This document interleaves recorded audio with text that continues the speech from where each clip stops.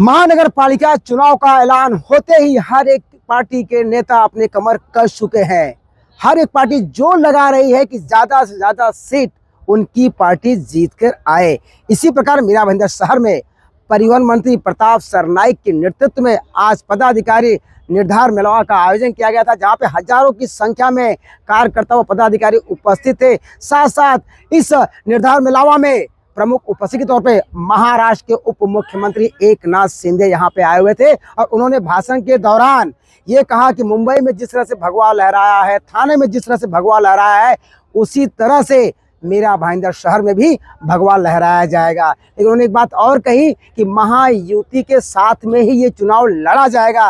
लेकिन जिस तरह से उन्होंने भाषण दिया था, उससे कहीं ना कहीं उन्होंने इशारों में ये भी कह दिया कि अगर स्थानीय नेता सीट बंटवारे को लेकर सही से तरीके से बंटवारा नहीं हुआ तो वो अकेली राह पर ही चल सकते हैं। चलिए बात करते हैं महाराष्ट्र के उप मुख्यमंत्री एकनाथ शिंदे से और हम बात लोकसभा में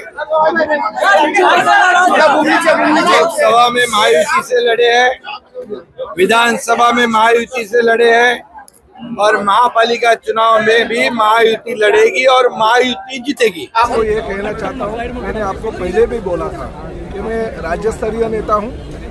महायुति की चर्चा मैंने आदरणीय एकनाथ शिंदे साहब से की है, मैंने आदरणीय देवेंद्र जी के साथ की है, मैंने आदरणीय रविंद्र चौहान जी के साथ की है और महायुति से ही पूरे महाराष्ट्र में 29 महानगर पालिका में इलेक्शन लड़ने का इरादा सभी हमारे घटक दलों ने किया है। मीरा भाईंदर महापालिका क्षेत्र में जो बात चल रही है वो एकनाथ शिंदे साहब और आदरणीय देवेंद्र जी फडणवीस साहब के बीच में चल रही है, मुझ में और रविंद्र चौहान साहब के बीच में चल रही है। ठीक है, स्थानीय नेताओं का कुछ अलग इरादा है, मगर फिर भी हम कोशिश कर रहे हैं। समविचारी लोग हैं, ये नैसर्गिक युति है। आदरणीय बाला साहब ठाकरे जी, अडवाणी जी, वाजपेयी जी, प्रमोद महाजन ने ये युति करने का निर्णय लिया और हम उसी पे चल रहे हैं। लेकिन अगर स्थानीय कोई नेतागण ये युति के खिलाफ आगते हुए कुछ अगर गलत सलत बातें करते हैं तो उसके ऊपर ध्यान नहीं देते हैं। आदरणीय एकनाथ शिंदे जी ने अभी कहा है कि महायुति के माध्यम से ही इलेक्शन लड़ा जाएगा और वो माध्यम से ही हम कोशिश करें, ऊपर के लेवल पे बात भी कर रहे हैं। और रही बात, हमने आज हमारे जो यहाँ पे शिव सैनिकों का कार्यक्रम हो गया, आपने देखा ये मैदान भी हमारे लिए कम गिर रहा था, इतने बड़े पैमाने पे हमारे शिव सैनिक यहाँ पे उपस्थित थे। तो आप अगर कहते हो कि ये लोग मुट्ठी भर है, तो आज हमारी मुट्ठी कितनी बड़ी है हमने ये दिखा दी है। हमारे ताकत का एहसास आपको आज हुआ रहेगा। जो 8 साल पहले की शिवसेना थी और आज के शिवसेना में जमीन आसमान का फर्क है। आज की शिवसेना 8 साल पहले की शिवसेना से 4 से 5 गुना बढ़ गई।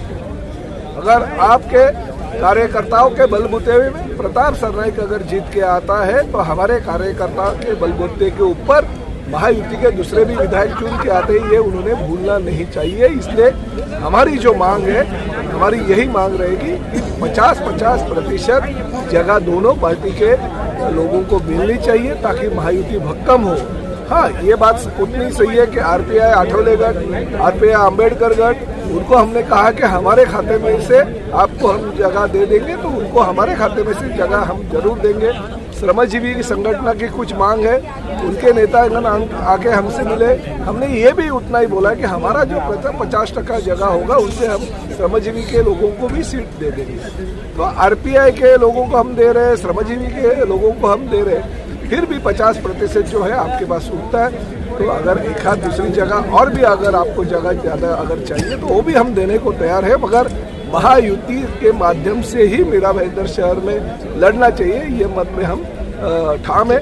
हमारे नेता ने अभी आपके सामने कहा है कि लोकसभा में महायुति में लड़े, विधानसभा में महायुति में लड़े, तो हमारा यही कहना है कि महानगर पालिका के ऊपर भी महायुति का भगवा फैलाई जाए। आज का शक्ति प्रदर्शन था क्या ये? हमारा शक्ति प्रदर्शन, हाँ आप बहुत समझ सकते हो कि हमारा शक्ति प्रदर्शन क्या, क्योंकि शक्ति है शिवसेना में, ये शक्ति है, ये ताकत है। शिवसैनिकों की ये शक्ति है, ताकत है। और शिवसैनिकों के शक्ति के बलबूते के ऊपर प्रताप सरनाईक 4थी बार जीत के भी आया और इस राज्य का मंत्री बना है। ये बात उतनी निश्चित है कि भारतीय जनता पार्टी का भी हमें उतना ही योगदान है, इसलिए तो हम चाहते हैं महायुति से लड़े। सरनाईक साहब, जैसा आपने कहा कि बड़े नेताओं के साथ में चर्चा चल रही है, तो उसका निष्कर्ष कब तक निकलेगा और कब तक ये डायलॉग खत्म होगा? करीबन 10 दिन और फॉर्म भरने के जो मोहलत है वो शुरुआती 23 तारीख को होने वाली है। 30 तारीख तक तो वो है, तो कोई ऐसे नहीं है कि बहुत दिन अभी कुछ भी दिन बाकी नहीं है। अभी तो चर्चा मुंबई की चल रही है, ठाणे की चल रही है, कल्याण की चल रही है, ऐसी चर्चा मीरा भाईंदर की भी चलेगी और कुछ ना कुछ अंतिम निर्णय जरूर। नहीं, लेकिन उनका कहना है कि आप लोग मिलने के लिए नहीं जाते, चर्चा नहीं करना चाहते। अरे भाई, अभी हमारे पार्टी के मुख्य नेता जो पार्टी के प्रमुख है, उप मुख्यमंत्री हो के आपसे गलत बात करेंगे क्या? सर, उन्होंने यही कहा कि अगर यहाँ लेवल पे अगर कुछ बनने की बात बनती है तो हम मुख्यमंत्री जी से बात करेंगे, कहा है। और भारत में अकेले चले नहीं होती है तो किस तरह की भूमिका होगी शिवसेना की? नहीं होती है, देखिए युति होनी चाहिए, ऐसा ही हमारा अभी तक कहना है। आगे क्या करना है वो हमारे पार्टी के प्रमुख नेता तय करेंगे।